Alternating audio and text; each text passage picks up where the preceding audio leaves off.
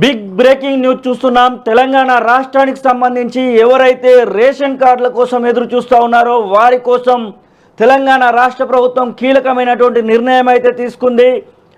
Assembly వేదికగా ఉత్తమ్ కుమార్ రెడ్డి పౌర సరఫరాల శాఖ మంత్రి చెప్పినట్టుగానే ఒక నిర్ణయానికి అయితే రావడం జరిగింది. ఒక కమిటీని ఇప్పటికే ఏర్పాటు అయితే చేయడం జరిగింది. పూర్తి స్థాయిలో దానికి చైర్మన్గా ఉత్తమ్ కుమార్ రెడ్డి వ్యవహరిస్తూ ఉన్నారు. ఆ కమిటీ గురించి మొదట చూద్దాం. ఆ తర్వాత అసలు ఈ విషయంలో ఏం జరగబోతా ఉంది, ఇంటర్నల్గా సచివాలయంలో సీఎంఓలో జరుగుతున్నటువంటి పూర్తి విషయాలన్నింటినీ కూడా విశ్లేషణ చేద్దాం. ముందుగా కమిటీకి సంబంధించినటువంటి విషయంలో చూస్తే నిన్న ఈ యొక్క కమిటీని అయితే విడుదల చేయడం జరిగింది. 8/8/2024 సంవత్సరంన దీనికి సంబంధించినటువంటి కమిటీని ఇస్తే ముఖ్యంగా దీనిని పెట్టడానికి గల కారణం new food security ration card and health card in Telangana with following ministers అంటూ ఒక సబ్ కమిటీని అయితే ఏర్పాటు చేయడం జరిగింది. దాంట్లో ఉత్తమ్ కుమార్ రెడ్డి చైర్మన్గా, దామోదర్ రాజనరసింహ మెంబర్గా, పొంగులేటి శ్రీనివాస్ రెడ్డి ఒక మెంబర్గా, అలాగే principal secretary to government consumer affairs and food and civil supplies department, దీంతో పాటుగా మొత్తం వీరికి సంబంధించినటువంటి క్రైటీరియాని అయితే ఇవ్వడం జరిగింది. రేషన్ కార్డులను ఎలా ఇవ్వాలి, ఏం చేయాలి, రేషన్ కార్డుల విషయంలో ఎలాంటి గైడ్ లైన్స్ను విడుదల చేయాలనేటువంటి విషయంలో వీరు ఒక సిఫార్సు అయితే చేయనున్నారు. మొత్తానికి ఒక అడుగు అయితే ముందట పడింది. అసలు ఉత్తమ్ కుమార్ రెడ్డి అసెంబ్లీ వేదికగా చేసినటువంటి కామెంట్స్ ఏంటో చూద్దాం. రేషన్ కార్డుల కోసము ఉత్తమ్ కుమార్ రెడ్డి చేసినటువంటి కామెంట్స్ ఏంటో చూద్దాం. ఆ తర్వాత అసలు రేషన్ కార్డుల విషయంలో ప్రభుత్వం ఎలాంటి నిర్ణయం తీసుకోబోతుందో పూర్తి స్థాయిలో విశ్లేషణ అయితే చేద్దాం. సరే, ఇన్ని రేషన్ కార్డులు ఉన్నాయి, ఇన్ని కనెక్షన్స్ ఉన్నాయి, ఎల్పిజి కనెక్షన్స్ ఉన్నాయి, మరి ఇంతమందికి ఎందుకు ఇచ్చిండ్రు అనే విధంగా మాట్లాడడం జరిగింది. ఈ మహాలక్ష్మి స్కీమ్ కింద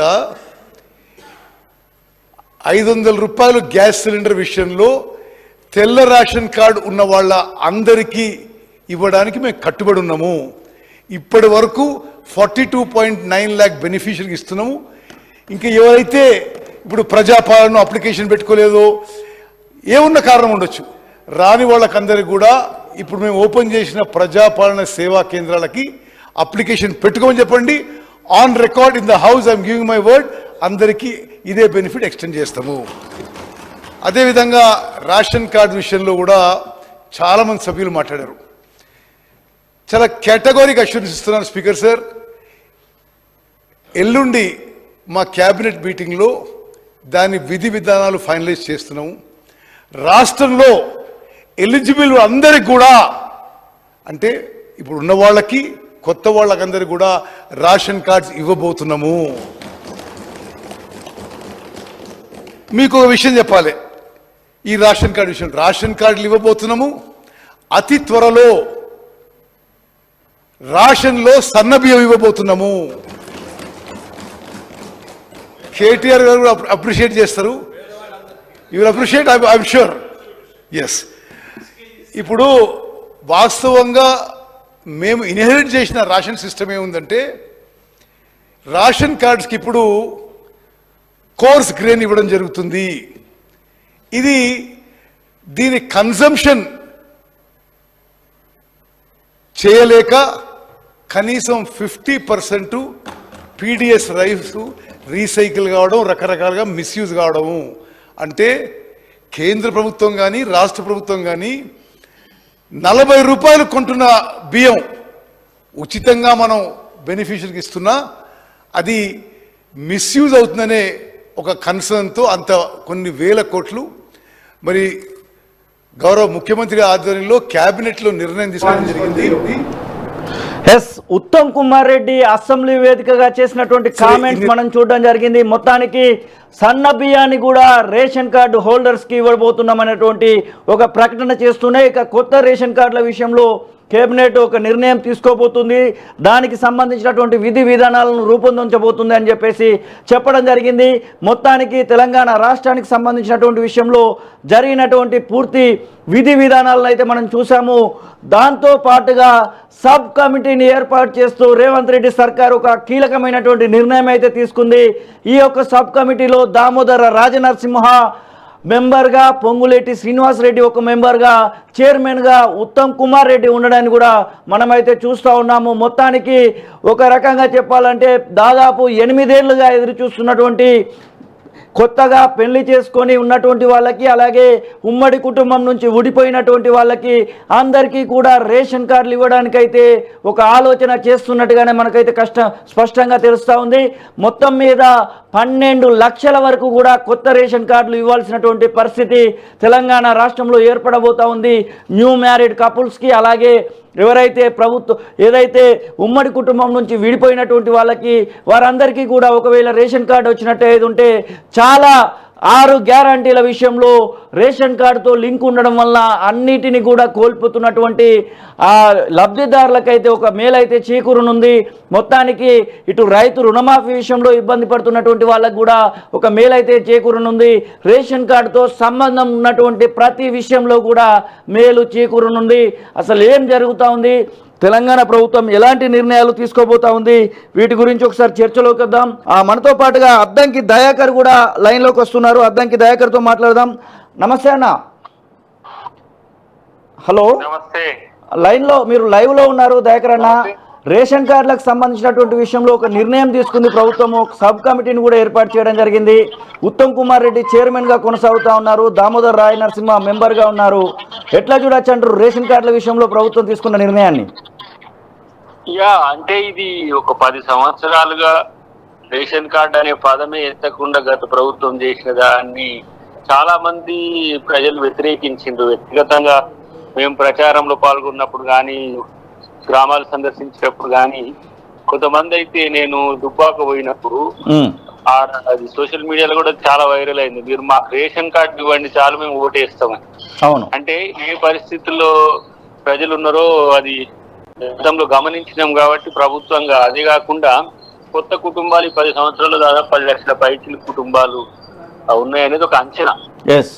ఆ కుటుంబాలు ఉమ్మడి కుటుంబంతో ఉండడం వల్ల ఏమైతుంది, అన్ని రేషన్ కు సంబంధించి కానీ ఇతరత్ర అంశాల్లో కూడా, ఇప్పుడు ఆరోగ్యశ్రీ లాంటివి కానీ ఇతర అంశాల్లో పథకాలు ఏవైతే లింక్ ఉన్నాయో అవి కుటుంబం ఒకటిగా గుర్తించినప్పుడు విడిపోయిన కుటుంబాలకు నష్టం జరుగుతుంది. అవును. కాబట్టి అలాంటి పరిస్థితి ఉంది. అన్నిటికంటే ముఖ్యంగా ఇప్పుడు వాళ్ళు ఒకటి బియ్యము, ఇంకోటి పంచదార, అప్పుడప్పుడు ఏమంటారు గ్యాస్ నూనె ఇట్లా ఇచ్చేటోళ్ళట. అట్లా కాకుండా ఇప్పుడు 9 రకాల వస్తువులు సివిల్ సప్లై ఇవ్వాలనుకుంటుంది. కాబట్టి అందుకని ఉత్తమ్ కుమార్ రెడ్డి గారి నేతృత్వంలో వారి శాఖకు సంబంధించిన అంశం కాబట్టి వారిని చైర్మన్ గా 2 మెంబర్లుగా దాన్ని చేస్తూ దాన్ని విధి విధానాలను కూడా రూపొందించి ఏ ఆదాయ వర్గాల వరకు ఎప్పటి వరకు ఇవ్వచ్చు అనేది, ఇంకా కుటుంబాన్ని విభజించిన తర్వాత కూడా ఎంతమంది ఉన్నారనేది చూసి రేషన్ కార్డులు ఇవ్వడం, రేషన్ కార్డులకి ఏ అంశాలు అపార్ట్ అవుతాయి అనే విషయాల్లో ఆ కమిటీ సబ్ కమిటీ నిర్ణయం తీసుకుంటే దీని ద్వారా పేద ప్రజలకు ముఖ్యంగా మేలు జరిగే అవకాశం ఉంటుంది. పేద దిగువ మధ్య తరగతి వర్గాలకు ప్రభుత్వం నుంచి అందే ప్రతి అంశంలో కూడా వాళ్ళకి మేలు జరిగే అవకాశం ఉంటుంది. కాబట్టి ఇది ఒక రకంగా ప్రజలు హర్షించేదే, కానీ ఇది బాధ్యత. అంటే మనం రేషన్ కార్డులు ఇస్తే కూడా పాలు పోసి పాలాభిషేకాలు చేసేది కాదు. అవును. అది ఒక కామన్ సోషల్ రెస్పాన్సిబిలిటీ. ఏ ప్రభుత్వం అయినా సరే పేదలను ఆదుకోవడానికి చేయాల్సిన విధినిచ్చి మరి కేసీఆర్ గారు దాన్ని మరవడం వల్ల, ఎందుకంటే ఏదో పథకాలతోని మొత్తం గొర్రెలు బర్రెలు లేకపోతే ఈ పందులు ఇట్లాంటి వాటితోనే మొత్తం ప్రజల జీవితాల్లో బాగా వస్తుంది అనుకున్నారు. కానీ చాలా మంది పేదలకు ఇది ఉపయోగపడేది. తర్వాత బియ్యం కూడా నాసిరకం, మొదట్లో సన్న రకం బియ్యం ఇస్తున్నా అని చెప్పి తర్వాత ఏ విధంగా వచ్చినాయో చూసినాం. మనం సేకరిస్తున్న బియ్యం గాని మనం తీసుకుంటున్న బియ్యం గాని చాలా నాణ్యమైనగా ఉండేటట్టుగా అభయాస్తం పేరు మీద కిరణ్ కుమార్ రెడ్డి గారు ఉన్నప్పుడు ఏ విధంగా 9 రకాల వస్తువులు వచ్చినాయో ఆ రకంగా 9 రకాల వస్తువులు తక్కువ ధరకు వచ్చేటట్టుగా ఒక ప్రయత్నం. హెల్త్ కార్డుల విషయంలో కూడా ఒక నిర్ణయం తీసుకోబోతున్నట్టుగా నిన్న ఏర్పాటు చేసినటువంటి కేబినెట్ సబ్ కమిటీ సంబంధించినటువంటి విషయంలో కనబడతా ఉంది. హెల్త్ కార్డుల విషయంలో ఎట్లా చూడొచ్చు అంటారు? ఆరోగ్యశ్రీ ఇప్పటికే 10,000 రూపాయలు చేయడం జరిగింది. ఆరోగ్యశ్రీ మనం 10 lakhs వరకు పెంచినాము. 10 lakhs వరకు పెంచినాం. తర్వాత ఇతరత్ర హాస్పిటల్స్ లో ఎక్కడెక్కడ చేయించుకున్న వాళ్ళకి ఎంత వరకు ఇవ్వచ్చు అనేది ఒక చర్చ అయితే, హెల్త్ కార్డ్ రికగ్నిషన్ అనేది ఇప్పుడు ఇంపార్టెంట్. అంటే ఎవరికి అప్లై అవుతుంది, ప్రతి వాళ్ళు కూడా వచ్చి అప్లై చేసుకుంటే అది అసలైన లబ్ధిదారులకు నష్టం జరుగుతుంది. కాబట్టి ఎవరైతే ఆ పథకం లబ్ధి పొందాల్సిన వాళ్ళకి ఇప్పుడు ఏది దీని పేరు ఏంది, రైతు బంధు అని, అవును, ఫార్మ్ ల్యాండ్స్ వాళ్ళు లేకపోతే ఇతరత్ర రిచెస్ట్ ఫిల్మ్ సిటీలో వాళ్ళు కూడా లబ్ధి పొందింది 2 కోట్లు 3 కోట్లు. అవును. అయితే ఆ పథకం ఉంది కదా అని వినియోగించుకునే స్థితికి వచ్చింది. కాకుండా నిజమైన లబ్ధాలు ఇప్పుడు కేటాయింపుల వరకే మనం ఖర్చు చేయాలంటే ఎక్కువ మందికి వస్తాయి కదా. కాబట్టి ఎవరైతే అర్హులైన వాళ్ళను హెల్త్ కార్డ్స్ ఇస్తే వాళ్ళకి సంబంధించి ఇమీడియట్ గా వైద్యం అనేటట్టు కూడా ఇప్పుడు చాలా హాస్పిటల్స్ లో ఏమైతుందంటే, కొన్ని హాస్పిటల్స్ కి ఎక్కువ డిమాండ్ ఉంటే అందరు హాస్పిటల్స్ పోవడం వల్ల కూడా కొన్ని రకాల ఇబ్బందులు వస్తున్నాయి. సో అట్లా కాకుండా డిస్పర్స్ గా ఉండేటట్టుగా ఆరోగ్యశ్రీ అమలయ్యేటట్టుగా ఉండాలంటే ఈ కార్డులు ముఖ్యం. దీనికి తోడు ఆయా ప్రాంతాల్లో ఉండే విలువైన హాస్పిటల్స్ ను కూడా మనం సూచించాల్సిన అవసరం ఉంటుంది. కొన్ని హాస్పిటల్స్ ఇప్పుడు వరంగల్ అనగానే ఎంజిఎం లాంటి, ఇప్పుడు ఇటువైపు రాగానే ఏంది మన నిజామాబాద్ లో హాస్పిటల్స్, ఇవి పెద్ద పెద్ద హాస్పిటల్స్ ఉన్నాయి. వాటిలో తీసుకోవడానికి కూడా ఎక్కువ ప్రతి వాళ్ళు హైదరాబాద్ అనగానే అంత వీటికి వస్తే నువ్వు హెల్త్ కార్డ్ ఇచ్చినా కూడా ఈ ప్లేస్మెంట్ దొరకదు, రియంబర్స్మెంట్ ఇబ్బందులు అదే జిల్లా లెవెల్లో ఈజీగా అయితే. సో వాటి విషయంలో కూడా ఆలోచించే అవకాశం ఉంటుంది. హెల్త్ కార్డులకు కూడా రూల్స్ ఫ్రేమ్ చేసి వాటిని సమర్థవంతంగా హెల్త్ కార్డు వినియోగించుకోవడం అనేది చేయడానికి ఒక ప్రణాళిక అయితే తయారైంది. ఇప్పటికే గృహలక్ష్మికి సంబంధించినటువంటి విషయంలో గ్యాస్ బండ 500 రూపాయలకు సంబంధించినటువంటి నిర్ణయం అయితే తీసుకున్నారు. ఇంకా ఎంతమంది పెరగచ్చు అనుకుంటున్నారు ఈ రేషన్ కార్డులు కొత్తవి వస్తాయి?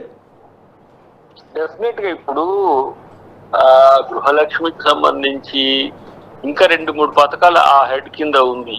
అవును. సో వాటిని ఇప్పుడు మహాలక్ష్మి పథకం కింద ఇట్లా ఉచితం దొరికినట్టుగానే గృహలక్ష్మి పథకం ఇళ్ళకి సంబంధించింది కాదు, ఇంకా కొన్ని అంశాలు ఆలోచన ఉంది. నేనేమంటే వీటి వల్ల లబ్ధిదారుల సంఖ్య పెరిగినా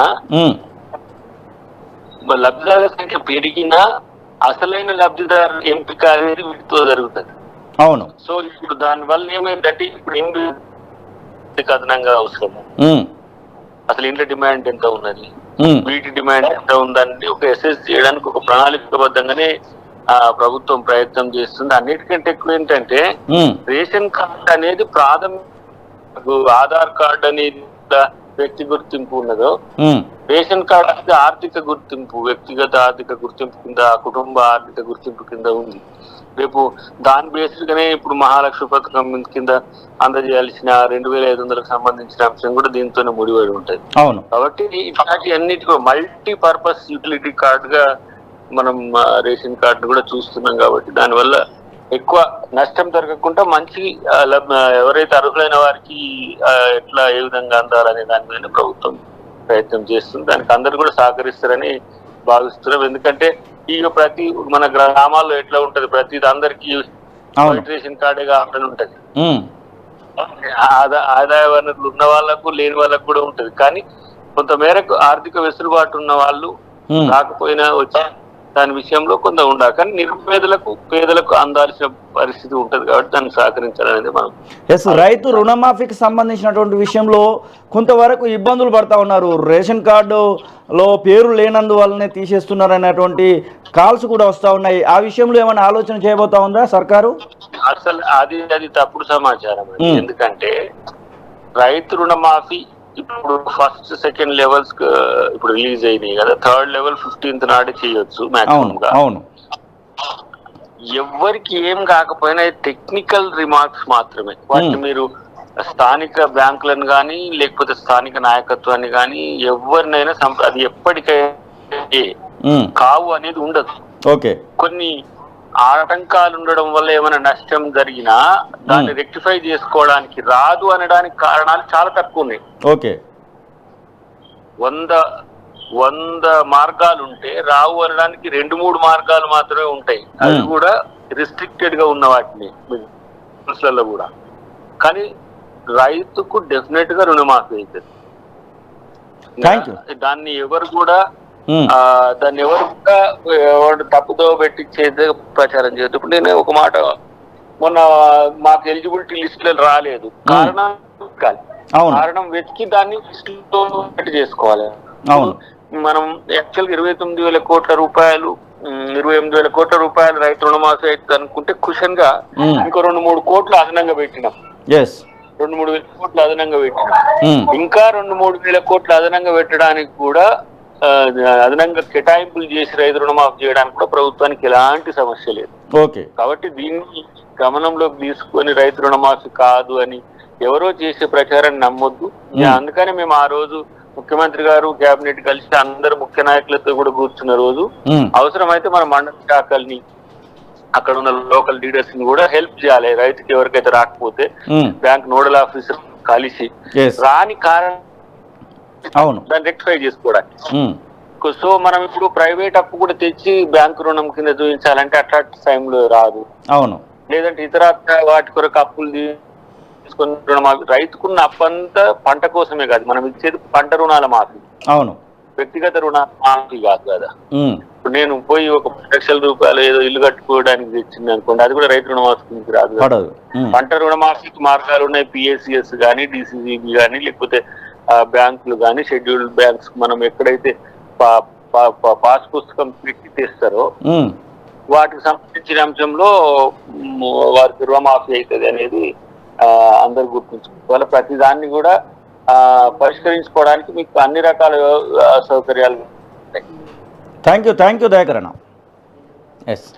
ఇది అద్దంకి దయాకర్ చెప్తున్న మాటలు. ఖచ్చితంగా రేషన్ కార్డుల విషయంలో ఒక కీలకమైనటువంటి నిర్ణయాన్ని మనం చూస్తూ ఉన్నాం అనేటువంటి మాటను అయితే అద్దంకి దయాకర్ అయితే చెప్తా ఉన్నారు. ఏది ఏమైనప్పటికీ కూడా 8 ఏళ్ళు 10 ఏళ్ళుగా రేషన్ కార్డులకు దూరంగా ఉన్నటువంటి 10 లక్షల మందికి లబ్ధి చేకూరనుంది అనేటువంటి మాట కూడా చెప్తా ఉన్నారు. మనతో పాటుగా కోట శ్రీనివాస్, ఉస్మానియా యూనివర్సిటీ విద్యార్థి నాయకులు, కాంగ్రెస్ పార్టీ నేత కూడా లైన్లో ఉన్నారు. నమస్తే అన్న. నమస్కారం అన్న. ఒక నిర్ణయం అయితే తీసుకుంది రేషన్ కార్డుల విషయంలో, ఒక సబ్ కమిటీని ఏర్పాటు చేస్తూ ఎట్లా చూడొచ్చు అంటారు? మొత్తానికి ఎంతమంది లబ్ధిదారులకు మేలు చేకూరుతుంది అనుకుంటున్నారు? నిజంగా చాలా సంతోషకరం. ఎందుకంటే కాంగ్రెస్ ప్రభుత్వం ఇచ్చినటువంటి మాటల్ని రోజుకొకటి పూర్తి చేసుకుంటూ ముందుకు పోతా ఉంది. దాంట్లో భాగంగా కొత్త రేషన్ కార్డు, ఆరోగ్యశ్రీ కార్డులు అనేది ఇలా పేదలకు అంటే అర్హులైనటువంటి వారికి అందరికి ఇస్తామని దానికి సబ్ కమిటీ ఏర్పాటు చేయడం, దానికి ఉత్తమ్ కుమార్ రెడ్డి గారి ఇలా చైర్మన్ గా వ్యవహరిస్తూ, అదేవిధంగా దామోదర్ నరసింహన్న, పొంగులేటి శ్రీరన్న కూడా వీళ్ళందరూ కూడా ఉండడం జరిగింది. దానికి కన్వీనర్ గా సివిల్ సప్లై ప్రిన్సిపల్ సెక్రటరీ గారు కూడా కన్వీనర్ గా వ్యవహరిస్తా ఉన్నారు. మరి రాష్ట్ర కొట్లాడి తెచ్చుకున్న తెలంగాణలో కనీసం పేదలకు కొత్త రేషన్ కార్డులు, ఆరోగ్య కార్డులు ఇవ్వడానికి 10 ఏళ్ల కాలంలో కొనసాగింది మనం చూసినాం.